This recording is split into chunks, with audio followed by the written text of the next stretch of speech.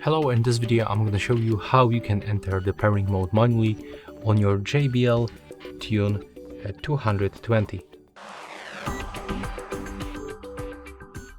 So take a look, they are not visible on available devices list, and to activate the pairing mode we have to basically click and hold the right headphone for like 5 seconds. So let's do this. Click and hold, only the right one.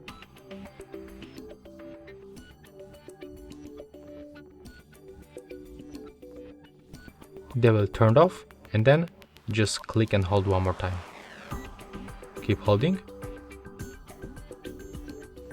Right now, release. As you can see, it is blinking blue and white, and right now they appears on available devices list. So click on them once, and after a few seconds you will be definitely successfully connected.